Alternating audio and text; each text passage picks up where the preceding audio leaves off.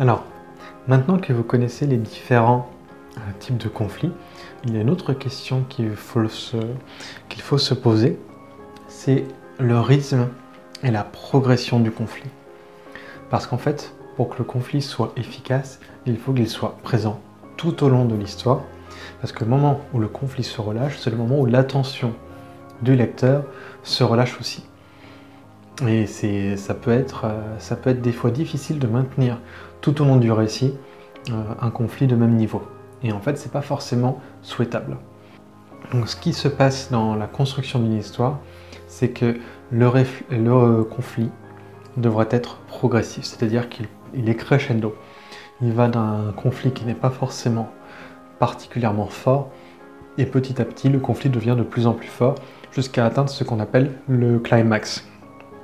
Le climax, c'est le moment de l'histoire où le conflit en est à son point culminant.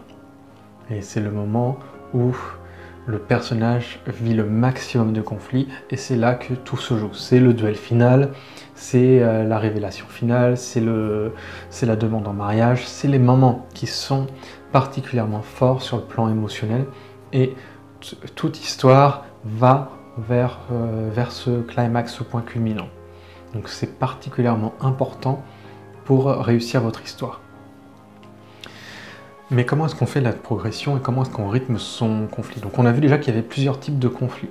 Donc ces types de conflits peuvent s'alterner pour garder toujours une pression quelque part. C'est-à-dire qu'on ne va pas faire des scènes, si on fait un livre d'aventure ou un livre de cap et épée, je ne sais pas, on ne va pas faire des scènes de combat et des scènes d'affrontement à chaque chapitre. Ça ne marcherait plus parce que ça lasserait. Il y a cette dynamique de rythme qui ne fonctionnerait pas parce que le lecteur n'a pas envie de lire toujours la même chose. Et ça, c'est une difficulté qu'on a en tant qu'écrivain, c'est si on écrit sans arrêt la même chose, le public se lasse. Donc il faut toujours renouveler de chapitre en chapitre pour maintenir son attention intacte. Donc soit ça se maintient en augmentant l'intensité, soit en variant, et souvent en faisant les deux. Donc ce qu'il se passe la plupart du temps, on commence directement dans l'action. Ça s'appelle le in media res. Ça veut dire on commence dans l'action. Il n'y a pas de transition, il n'y a pas de préparation. C'est une scène qui commence direct. Donc on a ça par exemple dans le livre d'A.F. Lune, où on a une petite scène d'introduction mais très courte, et puis on est tout de suite dans un space opéra avec une scène d'abordage, avec des personnages qu'on ne connaît pas encore, mais on vit l'action à leur côté. Même sans les connaître, on est tout de suite dans une scène d'action assez intense. Star Wars, le tout premier épisode, l'épisode 4, donc le premier à être sorti dans les années 70, fonctionne de la même manière. On commence sur une bataille spatiale avant de savoir qui est qui. Donc on n'a pas la présentation des personnages, la scène initiale et tout. Non, on est directement dans le feu de l'action pour captiver le public. Un autre film, je suis désolé de citer surtout des films, qui fonctionne comme ça, c'est Matrix. Dans le Matrix 1, on commence aussi directement avec cette scène où on a Trinity qui est en sous-sol, qui va se faire capturer par la police et puis qui finalement se défend et tombe sur un agent et doit s'enfuir. C'est une scène qui fonctionne vraiment, vraiment très bien. Et on est directement dans l'action. On ne sait pas encore qui elle est, on ne sait pas ce qu'est la matrice, on connaît on connaît pas l'univers, mais on est déjà dans une scène intense et qui fixe le spectateur, qui accapare son attention et qui ne la relâche plus. Alors, ce qui se passe souvent dans cette construction, c'est qu'après cette scène d'action assez intense, pas autant que le climax, il ne faut pas que ce soit autant que le climax. C'est une erreur qu'on peut voir aussi, c'est des fois des scènes, ça peut arriver en roman de fantasy qui commence par une bataille extraordinaire et puis en fait après ce sera tout plat. Ça ne fonctionne pas non plus. Il faut que cette première scène induise un conflit intense mais qui soit en adéquation avec ce qu'il suivra en termes de rythme. Donc c'est un conflit qui est un peu plus haut que le chapitre suivant en général, parce que forcément on atteint un point fort et puis après on redescend et on remonte progressivement, mais on doit réatteindre ce point fort assez tôt dans l'histoire. Quand je dis tôt, c'est pas forcément tout de suite, mais on ne doit pas attendre le dernier chapitre et le climax pour rejoindre ce niveau-là, sinon ça ne fonctionne pas.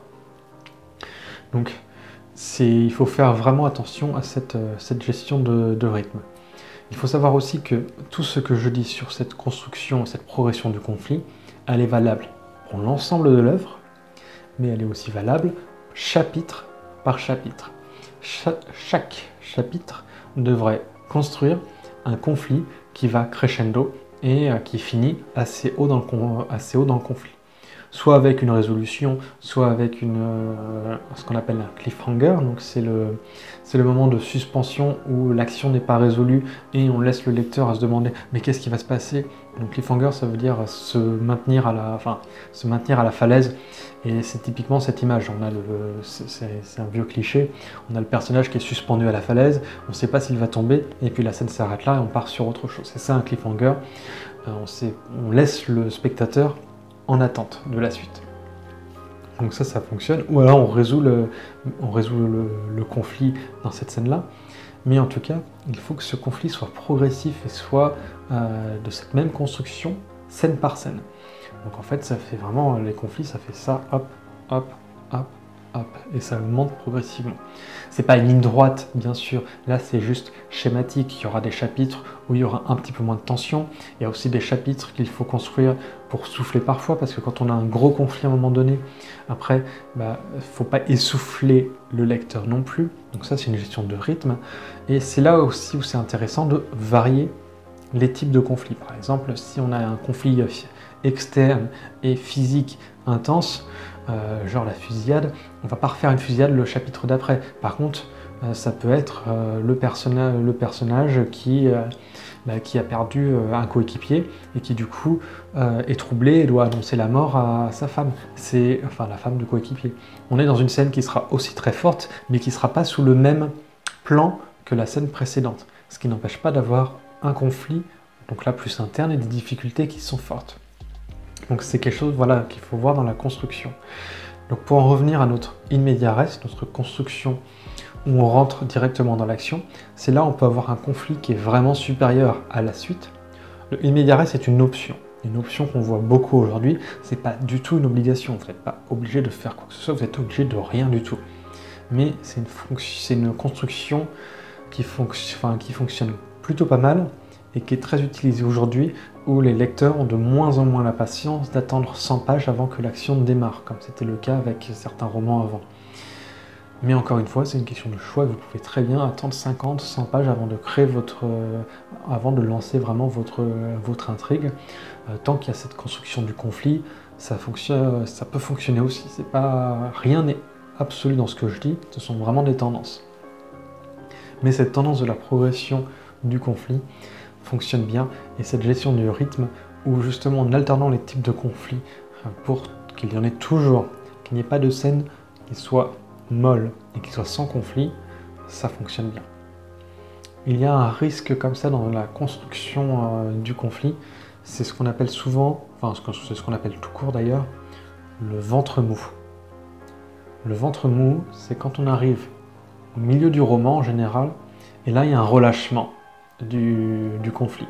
C'est-à-dire que les enjeux du départ et l'impulsion qu'ont les personnages au départ s'affaissent un petit peu, et on est dans une zone où, oui, l'intrigue progresse, l'histoire progresse, mais un peu mollement en fait. Ça avance, mais tout doux. Il n'y a pas vraiment de gros conflits, il y en a un petit peu, mais moins. Et puis après, ça reprend. Ou ça reprend pas, mais il vaut mieux que ça reprenne. Et voilà, donc il y a ce concept du ventre mou qui est assez compliqué à pallier. C'est pas toujours faisable, donc c'est vraiment dans la construction. Il faut réfléchir quand on écrit à toujours inclure du conflit dans chacune des scènes que l'on fait, que ce conflit soit progressif. C'est au cœur, on l'a vu, le conflit est au cœur de l'histoire, est au cœur du personnage, il est vraiment au cœur de tout ce qu'on fait, et voilà. Veillez à ce que les obstacles soient de plus en plus hauts, parce que c'est un peu comme si vous assistiez à une compétition des Jeux Olympiques, et puis si vous aviez la finale qui est avant les phases éliminatoires, ce serait tout de suite moins intéressant. Plus justement la construction, même des jeux, des matchs, de tout, des coupes, peu importe le milieu sportif. C'est vrai aussi en football, c'est vrai dans les sports d'équipe, c'est vrai dans les sports individuels, dans les différentes coupes, dans les arts martiaux. On est à une rencontre pour aller de plus en plus vers la finale et vers l'affrontement, en théorie, le plus difficile et le plus réussi. Toute la construction est faite comme ça pour maintenir l'attention aussi des spectateurs et maintenir une tension et aller vers quelque chose qui sera de mieux en mieux jusqu'à la finale. Et en fait, c'est la même chose dans la construction de votre histoire. Et si ça fonctionne en sport, c'est pas pour rien. C'est vraiment assez similaire à ce niveau-là. Donc voilà, j'espère que pour vous, c'est clair sur cette progression du conflit, sur cette gestion de rythme et sur le fait de pouvoir aussi alterner les sources de conflit pour toujours qu'il y en ait dans les scènes.